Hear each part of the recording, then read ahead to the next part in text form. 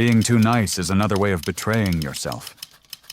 Think about that phrase for a moment. We live in a culture that celebrates kindness, but often punishes the kind.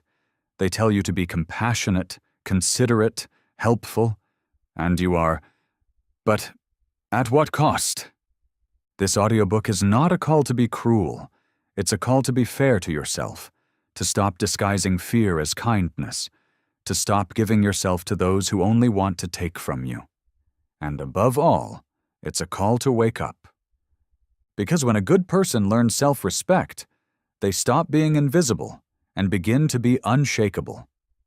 Today you're going to stop being the nice guy, and you're going to become a man who commands respect without losing his soul. Being the nice guy seems like a virtue, the one who always helps, the one who never gets angry, the one who gives in, the one who says yes, even when inside he's screaming no. But behind that image is something almost no one sees: an exhausted heart, a worn-out self-esteem, and a respect that never arrives. Since we were little, we were taught that being liked was the right thing. We were rewarded for staying quiet, for giving in, for apologizing even when it wasn't our fault. So we grew up believing that if we were good, the world would reward us with love, approval, and respect. But the world doesn't reward the one who gives the most. It rewards the one who values himself the most. Being good without limits is like a candle that lights everything, except itself. You burn out lighting other people's paths, hoping someone will notice your light. But no one does. And when you finally ask for something, they accuse you of having changed. Marcus Aurelius was a stoic emperor. He ruled with firmness, but with compassion. He wrote every night about his fears, his ego, and his duty. But he never confused virtue with servitude. He never gave up his throne to please those who didn't deserve it. Because the true good man is not the one who gives up. He's the one who chooses with whom to share his goodness, and when to keep it for himself. Once upon a time, there was a lamb who got tired of being ignored. Everyone stepped on him, pushed him, used him. One day, he decided to put on a lion's skin to protect himself. At first, the others respected him. But soon they noticed he didn't roar, that his steps were clumsy, and that he still gave in. He wasn't a lion, just a lamb dressed in strength. It's not about pretending to be powerful. It's about awakening the strength that already lives within you, but that you've silenced for fear of disappointing. Because being the nice guy, many times, is a comfort zone disguised as virtue. It doesn't bother, it doesn't disturb, but it doesn't transform either. And no one remembers someone who never left a mark. Today, I want you to start recognizing when your kindness comes from love, and when it comes from the fear of rejection. Because if it's the latter, you're not being kind, you're being invisible. Tonight, write down 3 recent moments when you said yes, when you wanted to say no. Ask yourself, did I do it out of kindness or out of fear? In the next chapter, you'll discover why people don't respect you and what all the men who are respected have in common. They have edges, and they know how to defend them without shouting. Chapter 2. People don't respect you because you have no edges. It doesn't matter how generous you are or how hard you try to be there for others. If you have no edges, if you don't know how to set boundaries, they will never respect you.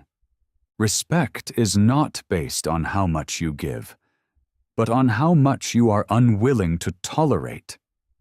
There's a mistaken idea many of us have believed for years, that to be loved, we must always be available, accessible, giving, but the result is almost always the same. You end up exhausted, and others keep asking for more. The nice guy has no edges. He's like water that spills wherever it's given space, has no shape, no structure, no defense, Do you know what makes the difference? A man with edges doesn't need to raise his voice. His very presence communicates that there are things he won't tolerate. His body language, his gaze, his energy already set the tone. Marcus Aurelius wrote, "Don't let your soul grow accustomed to crawling. Lift it up, teach it to stand tall." That's what an edge is, not a wall, not a barrier, but a clear structure, solid, from where one can love, without losing oneself. Is it hard for you to say no? Is it hard to correct someone who crosses a line? Do you find yourself explaining your decisions so you don't seem harsh? Then, probably, you're confusing being a good person with being permissive. Let me tell you a story. A monk was traveling through the forest when he found a snake trapped in a snare. The monk, full of compassion, freed it, but the snake bit him. When asked why he helped it knowing it could attack, he said, "My nature is to help. Its nature is to bite." The mistake wasn't helping. The mistake was getting close without protection, without discernment, without limits.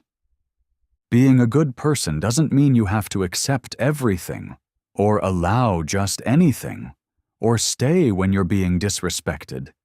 It means you can act with virtue, and at the same time, protect your energy, your time, your dignity. Boundaries are not coldness. They are clarity. They are how you teach the world how you want to be treated. Saying no is also an act of love. Love for yourself and love for your principles. Do this exercise. Think of a recent situation where someone made you uncomfortable, and you let it slide so you wouldn't seem confrontational. Now, mentally return to that moment and repeat this. My peace is worth more than their discomfort. Repeat that phrase every time you need to set a boundary, and you'll see how respect begins to arrive without you having to demand it. In the next chapter, you'll learn to communicate power without raising your voice. You'll discover the secret of men who don't ask for attention, because their presence alone already commands it. Chapter 3. Silent authority. There are men who don't need to shout to be heard. They don't raise their voice. They don't impose through threats or exaggerations. And yet, when they enter a room, everything changes. That kind of presence can't be bought, can't be copied. It must be built. True authority doesn't come from physical strength or the title you hold. It comes from your center, your clarity, your self-mastery. Most men who don't feel respected try to compensate with volume or with rigidity. But what they really lack is inner calm, structure, and conviction. The Stoics knew this, Seneca said. No one is respected if he hasn't first respected himself. Silent authority doesn't come from controlling others. It comes from controlling yourself, from not being a slave to your emotions, from not reacting to every provocation, from knowing when to speak and when to remain silent. Have you ever met someone who spoke little, but every word they said landed like a stone? That person had likely learned to use silence as a sword, because the one who masters silence masters tension, and the one who masters tension controls the room. Imagine a scene. Two men arguing. One raises his voice, gets desperate, gestures wildly. The other looks at him, remains silent, waits. When he speaks, he does it slowly, firmly, without shaking. Who gets heard more? It's not about imposing through fear. It's about inspiring respect through presence, through how you carry yourself, through how you take care of yourself, through how you don't justify yourself. Alexander the Great had a rule. He only spoke when his words could change a situation. everything else, he said through decisions. You can train yourself in that. You can start today. Speak more slowly. Breathe before answering. Look people in the eye without challenging, but without looking down. Practice being comfortable in silence. Even when everyone expects you to say something, don't say anything until you have something worth saying. And remember this: noise belongs to the one who wants to be heard. Power belongs to the one who doesn't need it. If that's the case, start rebuilding from the silence. Your authority doesn't come from volume, it comes from your stability. In the next chapter, you'll face one of the most common and most destructive emotional addictions: the need for validation. You'll discover why begging for attention weakens you, and how you can break that pattern for good. Chapter 4. Stop begging for attention. Begging for attention is the quietest way to lose power. Maybe you don't do it openly. You don't kneel or plead, but you keep checking if they replied, if they saw your message, if they noticed you, if they said something about you. If you do this, you're begging for attention. And the worst part is you know it.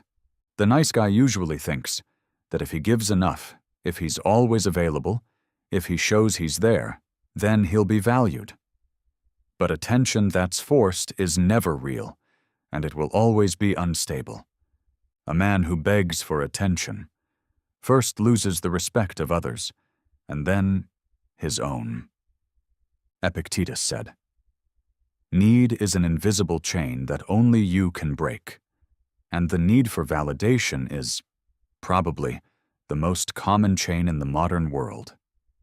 Today we want to be seen everywhere. Social media, instant messages, glances in a room, likes, emojis.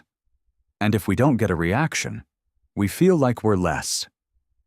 But real transformation happens when you no longer need to be seen, to know you have worth. There's a story that explains it. A sculptor walked past a mountain every day. He struck it with his chisel, without anyone noticing.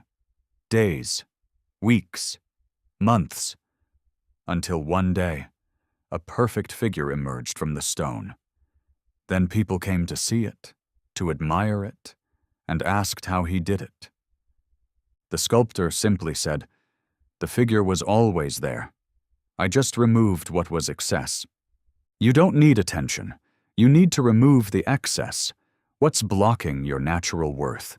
The anxiety, the need for approval, the fear of rejection. That's what keeps you from seeing yourself, as you already are. It's not about becoming indifferent. It's about reclaiming your center, about building an identity that doesn't fall apart if no one replies. Because if someone else's silence brings you down, you were never solid to begin with. Here's a simple but powerful exercise. For the next 24 hours, don't start any conversation. Don't send that message you're thinking about. Don't post seeking reactions. Just observe and listen. Feel the space that opens between you and the need to be seen. It's uncomfortable, but necessary. And remember, the one who seeks attention loses value. The one who lives with purpose attracts it without chasing. In the next chapter, you'll face one of the hardest, yet most liberating acts of adult life: learning to walk away without feeling guilty. Because when you're not a priority to someone, walking away is self-respect. Chapter 5. Learning to walk away without guilt. Walking away is not running. It's not punishment. It's not coldness. Walking away is an act of self-respect. But the nice guy doesn't walk away. He stays, endures, hopes things will change, and in the meantime, he loses himself. Why is it so hard to take a step back? Because we've confused love with sacrifice, giving with self-abandonment. And in that confusion, we've learned to endure the unbearable, just to avoid being the bad one. Stoicism teaches us to act from reason, not from attachment. Marcus Aurelius wrote, "Hold on only to what you can't lose without losing yourself. If something or someone puts your peace, your dignity, or your truth at risk, then walking away is not a mistake. It's your duty." Think about it. If you constantly have to ask to be seen, to be heard, to be respected, then you're not in a relationship. You're in a plea. There's a simple but revealing story. A wise man had a clay bowl. Every time someone asked him for something, he poured a bit of water. When the bowl emptied, he stayed silent. Some criticized him, said he was selfish, but he replied, "You can't serve from an empty bowl. First, you must fill yourself. Walking away doesn't mean you don't care. It means you care about yourself too." When someone doesn't prioritize you, when they give you crumbs, when they downplay your words, then your presence stops being a gift and becomes a convenience. The nice guy is afraid of seeming bad if he leaves, but the man who respects himself knows that staying where there's no reciprocity is a silent betrayal. You don't have to leave shouting or explain why you're leaving. Just take the step, firm, without anger, without drama, without resentment. The one who walks away with dignity always returns to his center. Do this now. Think of a person or situation that drains you, where you give more than you receive. Then ask yourself, what would happen if I walked away? Not as a threat, but as an inner decision. Write it down and read it out loud. Your peace cannot be negotiable. Your worth doesn't depend on anyone's validation. And your path isn't tied to someone who won't walk it with you. In the next chapter, you'll discover why you keep attracting relationships that drain you and how to change the energy you project without changing who you are. Chapter 6. Stop attracting what drains you. It's no coincidence that you always end up in relationships that take more than they give. It's no coincidence that the same patterns keep repeating. Even if the faces change, the cycle stays the same. What you attract reflects what you believe you deserve, and the energy you send out into the world. If you're used to giving without limits, being endlessly available, surrendering unconditionally, you'll attract people who only know how to receive, who see your kindness as a source, not as a bond. The nice guy often asks himself, why do they only come to me when they need something? The answer is simple. Because you trained others to treat you that way. The Stoics didn't seek approval, or company, or attention. They sought inner balance, mental strength, clarity. From there, their relationships were not a need. They were a choice, Seneca said.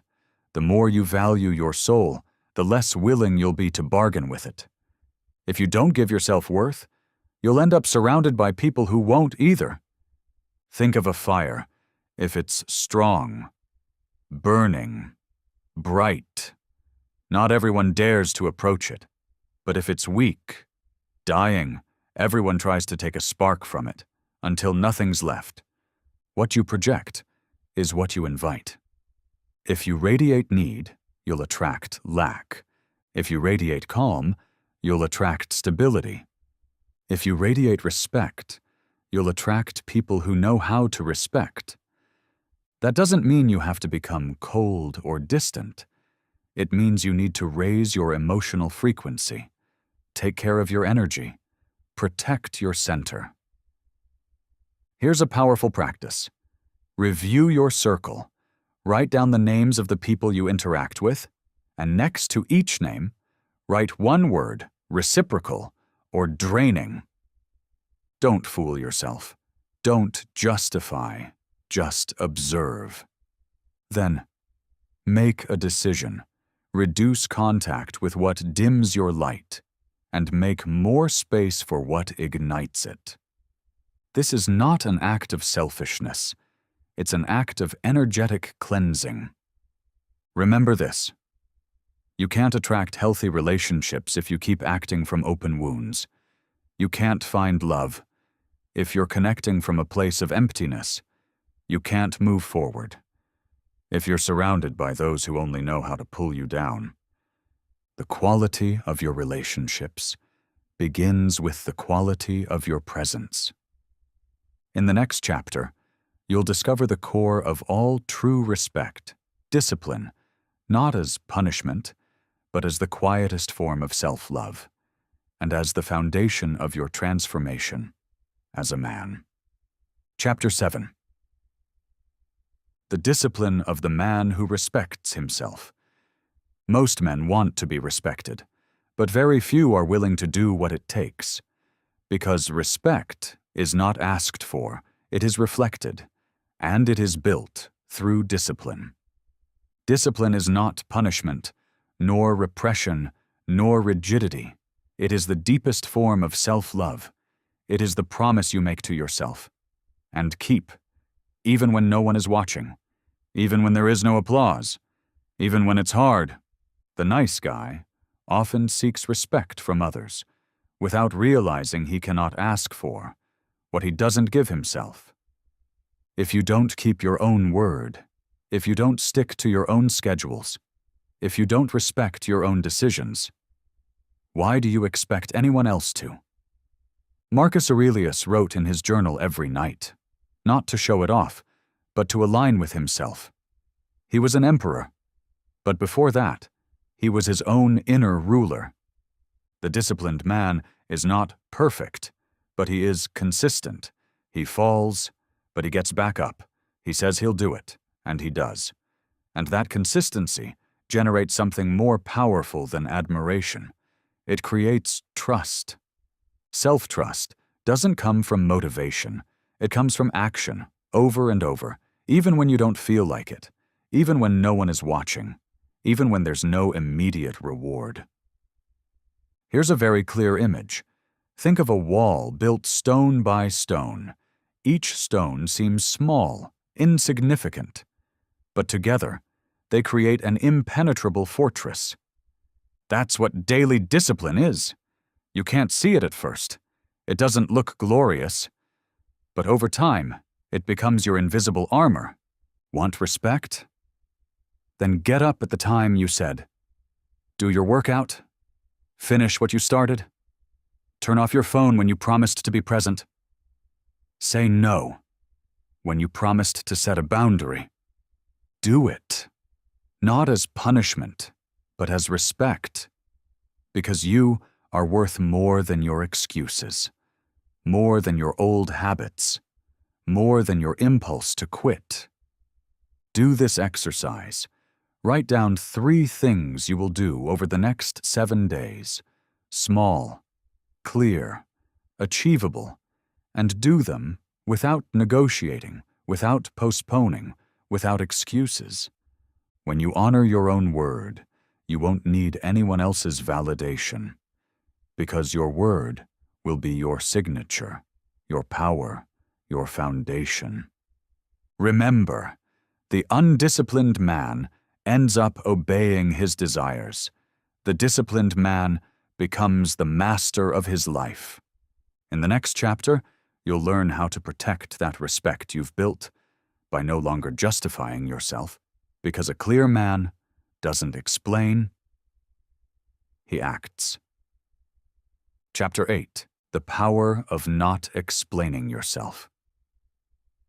There comes a moment in a man's life when he stops justifying every decision, when he stops asking for permission to be who he is. That moment marks the beginning of true respect. The nice guy feels he must explain everything, justify every no, clarify every silence, soften every boundary, as if the world needed to approve every step he takes. But respect doesn't come from how much you explain, but from how much clarity you project. The man who respects himself doesn't shout, doesn't demand, doesn't beg.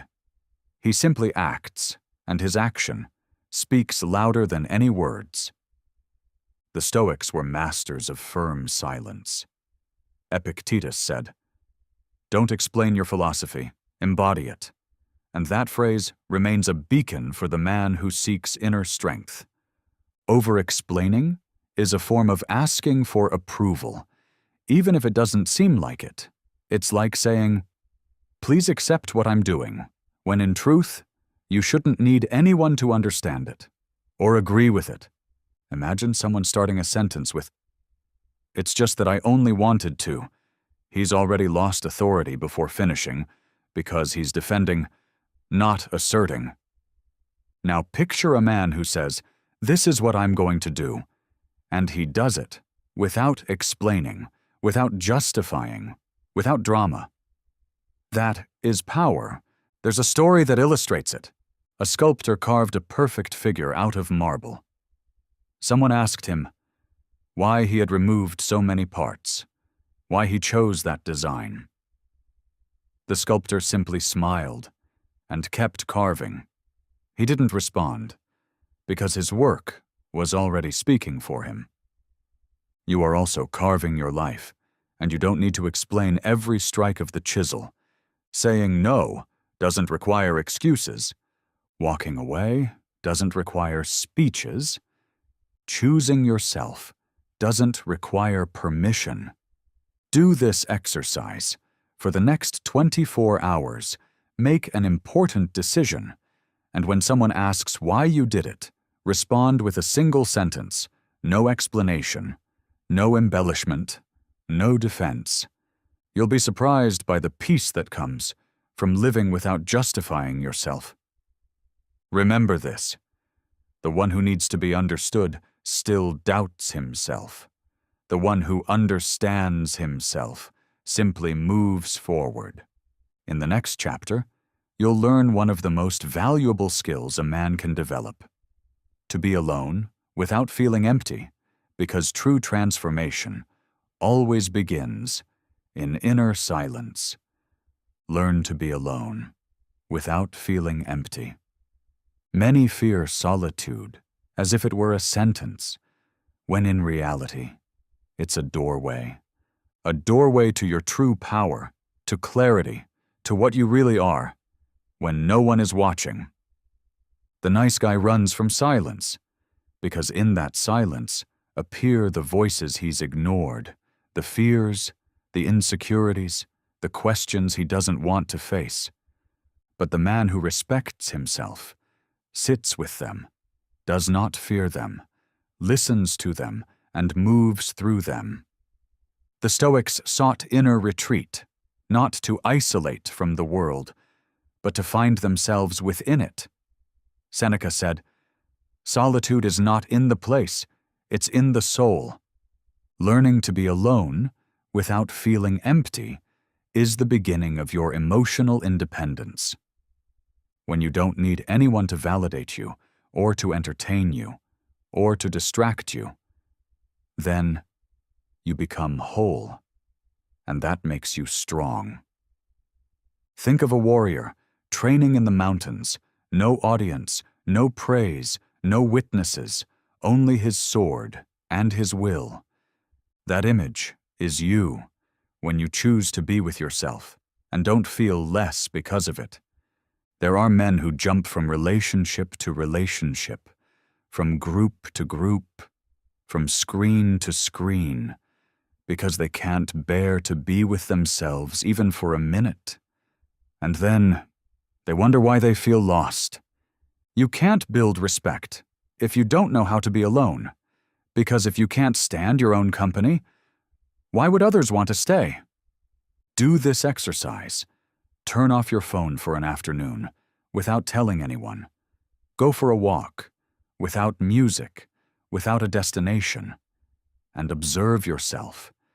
See what arises when there's no noise, no distraction, no company, just you and your inner world. At first it may hurt, may feel uncomfortable, but if you go through that discomfort, you'll find something that can't be bought or begged for. Peace with yourself. That peace is magnetic, because someone who's fine alone will never settle for less in company. In the next chapter, you'll discover the art of moving through the world without losing your center, how to speak, act, and decide from the calm that comes from truly knowing yourself. Chapter 10. Walk steady without asking for permission. Respect is not shouted. It is walked. There's no need to explain every step or to look back seeking approval.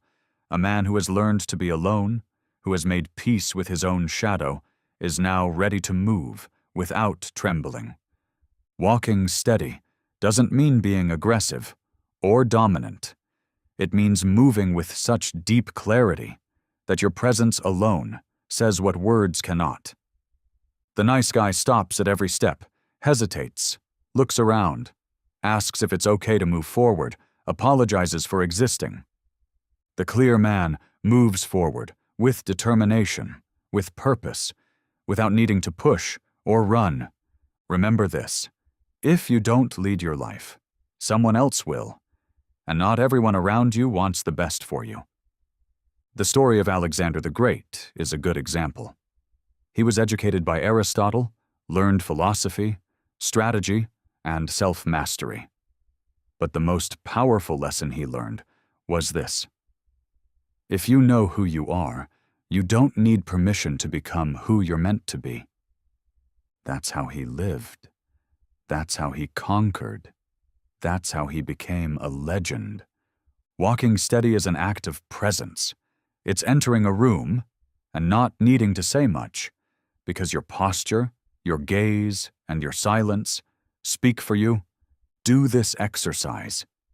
The next time you enter a place, don't rush, don't overtalk, observe, breathe, sit with firmness, and do what's right. No more, no less. You'll see how the energy shifts, how people start to notice you differently. Not because you're pretending to be powerful, but because you're grounded in your center. And that center, you didn't buy it, you built it. Walking steady doesn't mean being inflexible. It means being clear. It means knowing you can adapt without losing yourself, that you can listen without submitting, that you can give without dissolving. When you walk from that place, you no longer attract from need, but from integrity. And that integrity is magnetic. In the final chapter, we'll talk about the hardest and most powerful thing of all: how to close the cycle of the nice guy, to be reborn as a complete man, with boundaries, with purpose, and with a new way to love. Chapter 11. Kill the nice guy. To be reborn as a complete man. Being too nice is another way of betraying yourself. And if you've made it this far, you already know it. You've felt it. You've lived it. The nice guy is born from fear, from the desire to please, from the need to fit in, and the panic of being rejected. He believes that if he gives more, he'll be loved more, that if he sacrifices himself, he'll be valued, that if he stays silent, he'll be understood. But the world doesn't reward those who disappear. It rewards those who show up, those who are present, with all their light, and also with their shadows. Today, it's time to bury the nice guy, not with hatred, but with gratitude, because he did what he knew until you knew better. Today, it's time to be reborn as a complete man, a man who gives, but doesn't empty himself, who loves, but doesn't erase himself, who listens, but also speaks clearly, who helps, but knows how to say no, who feels, but isn't ruled by every emotion. A stoic man is not cold. He is serene. He is not harsh. He is firm. He is not distant. He is deep. He has walked through his own hell and emerged with his eyes open. He doesn't need applause because he respects himself in silence. He doesn't need permission because he already gave it to himself. This is not an end. It's a beginning, because killing the nice guy doesn't mean becoming cruel. It means stopping the begging for love and starting to build it from within. Remember these words. Every time you say yes, ask yourself if you'd say it to yourself too. Every time you silence something important, ask if the price is your own voice. Every time you want to fit in, remember you were born to stand out with your authenticity. The respect you seek outside begins with an internal decision. And that decision is this: never betray yourself again, just to fit in, to please, or to be the nice guy. Now go out into the world, walk steady, speak clearly, love with presence, and be your own root, because being a complete man is the most generous, most free, and most powerful act you can offer the world.